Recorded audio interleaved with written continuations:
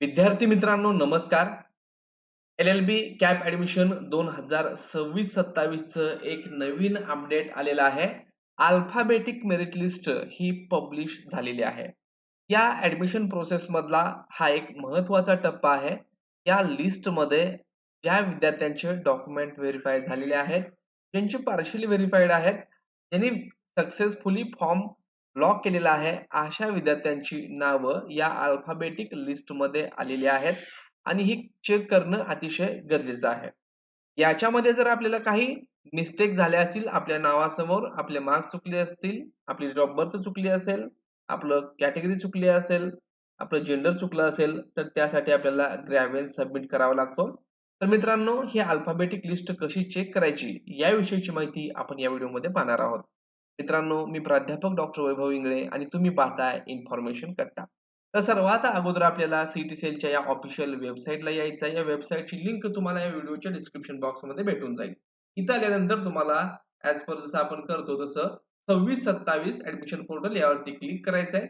इथं क्लिक केल्यानंतर आपला एल-एल-बी 3 इयरचा कोर्स या ठिकाणी आहे, तर यावरती क्लिक करून घ्यायचं आहे.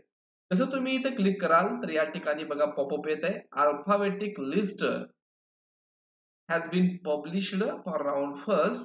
Graves round editing has been started for round first and will be ended on 19/7/2026.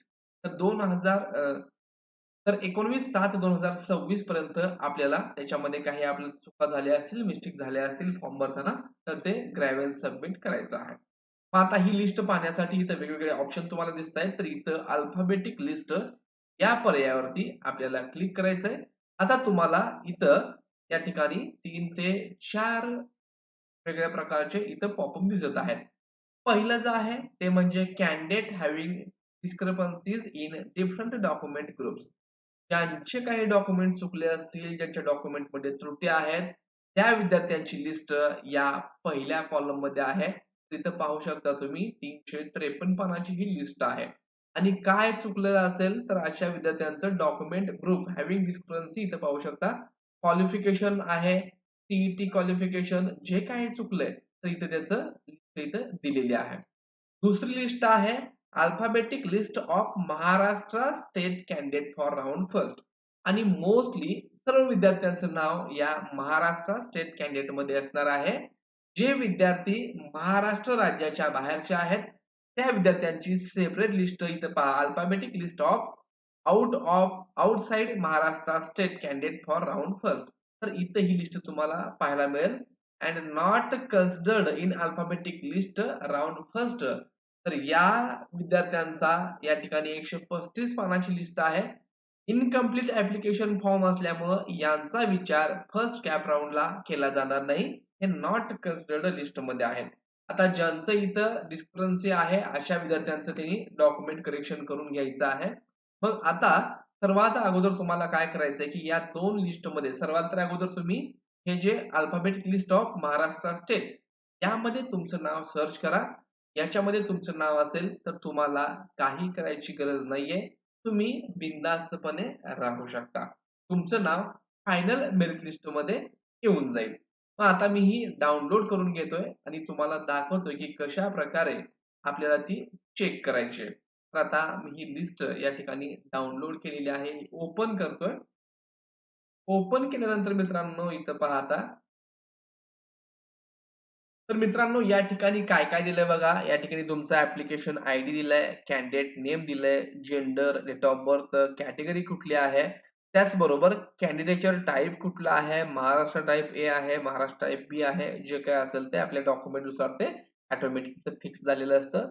मायनॉरिटीमध्ये जर तुम्ही येत असाल तर कुठल्या टाइपमध्ये तुम्ही येता. लिंग्विस्टिक मायनॉरिटी येता किंवा आणखीन कुठल्या प्रकारच्या मायनॉरिटीमध्ये येता. रिलिजियस मायनॉरिटी वगैरे असतं तर ते इथे दिलेलं आहे.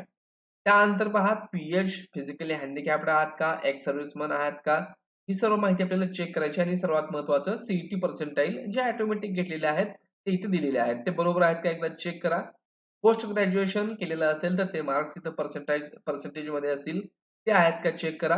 त्यानंतर ग्रॅज्युएशनचे मार्क्स तिथे टक्केवारीमध्ये दिलेले आहेत ते बरोबर आहेत का, आणि HSC आणि SSC. आणि इथं document status document having discrepancy असं आलेलं असेल तर आपल्याला आपल्या लॉगिन मध्ये जायचं आहे. ज्यांचं असं कुठलंही डॉक्युमेंट हॅव्हिंग डिस्क्रिपन्सी आलेलं नाही, त्यांच्या नावासमोर कन्फर्म्ड आलेलं आहे, त्यांना काही करायची गरज नाही. जर तुमच्या नावामध्ये किंवा इतर काही तुमचे मिस्टेक झाले असतील, तर काय करायचं ते आता आपण लगेच पाहूयात. तर त्यासाठी तुम्हाला कॅन्डिडेट लॉगिन या ठिकाणी यायचंय. कॅन्डिडेट लॉगिन मध्ये आल्यानंतर तुमचा इथं रजिस्टर्ड ईमेल आयडी आणि पासवर्ड टाकून तुम्हाला साइन इन करून घ्यायचं आहे. जसं तुम्ही साइन इन कराल तर तुमच्या समोर अशा प्रकारचं पेज येईल. तर या ठिकाणी तुमची application form confirmed document verification verified आहे. जर त्याच्यामध्ये काही डिस्क्रिपन्सी आली असेल तर या ठिकाणी तुम्हाला ते दाखवेल त्या प्रकारचं शो होईल. आणि त्यानंतर इथं अनलॉक ऑप्शन फॉर्म इकडून तुम्ही जर लेफ्ट साइडला गेलात तर डॅशबोर्डच्या खाली 3 नंबरचा ऑप्शन आहे अनलॉक ऑप्शन फॉर्म. जर तुम्हाला तुमचा फॉर्म अनलॉक करायचा असेल, त्याच्यामध्ये काही चेंजेस करायचे असतील, तर अनलॉक ॲप्लिकेशन फॉर्म यावरती क्लिक करा. इथे चेकबॉक्सला ओके करा आणि अनलॉक ॲप्लिकेशन फॉर्म यावरती क्लिक केल्यानंतर एक पॉपअप येईल, त्याला कन्फर्म करा आणि कन्फर्म केल्यानंतर हे तुमचा असा पूर्ण फॉर्म ओपन होईल. Aadhaar details, city details, address details, कॅन्डिडेटचे type details, category and minority. तुम्हाला जर आता कॅटेगरी चेंज करायची असेल, तर तुम्ही याच्यामध्ये जाऊन चेंज करू शकता. आता हा फॉर्म एडिट कसा करायचा आहे, याविषयी ऑलरेडी सविस्तर व्हिडिओ आपण बनवलेला आहे. आता इथं पहा, जर तुमचं क्वालिफिकेशन मार्क्स चुकले असतील, तर इथं क्वालिफिकेशन मार्क्स यावरती तुम्हाला क्लिक करायचं आहे आणि करेक्ट मार्क टाकून सेव्ह अँड नेक्स्ट वरती क्लिक करायचं आहे. तर समजा तुमचा फोटो साइनच्या ठिकाणी फोटो, फोटोच्या ठिकाणी साइन असं झालं असेल, ते तुम्ही चेंज करू शकता. रिक्वायर्ड डॉक्युमेंट्समध्ये जर तुमचा एखादं डॉक्युमेंट मिसिंग असेल किंवा ते चुकलं असेल, तर तुम्हाला या ठिकाणी ते डॉक्युमेंट अगोदर डिलीट करून घ्यायचं आहे आणि त्यानंतर मग अपलोडचं तुम्हाला ऑप्शन भेटेल. ते अपलोड करून त्यानंतर तुम्हाला सेव्ह अँड नेक्स्ट करायचं आहे आणि त्यानंतर कन्फर्म ॲप्लिकेशन फॉर्म इथून हे शेवटचं जे आहे, ते कन्फर्म ॲप्लिकेशन फॉर्मवरती इथे चेकबॉक्सला क्लिक करा आणि कन्फर्म ॲप्लिकेशन फॉर्म यावरती क्लिक करून परत एकदा कन्फर्म करायचं आहे. तुमचा फॉर्म परत एकदा लॉक झालेला आहे. तर मित्रांनो, अशा प्रकारे तुम्ही तुमचा फॉर्म हा व्यवस्थितपणे एडिट करू शकता. जर काही चुकलं असेल, कॅटेगरी चुकली असेल किंवा डॉक्युमेंटमध्ये काही डिस्क्रिपन्सी आली असेल, हे तुम्ही 19/7/2026 पर्यंत करू शकता. त्यानंतर तुम्हाला कुठलेही चेंजेस या ठिकाणी करता येणार नाहीयेत. तर मित्रांनो, अशा प्रकारे हा एक महत्त्वाचा व्हिडिओ होता. तुमच्या मित्रांना व्हिडिओ शेअर करा, चॅनलला लाईक करा, चॅनलची मेंबरशिप घ्या. धन्यवाद.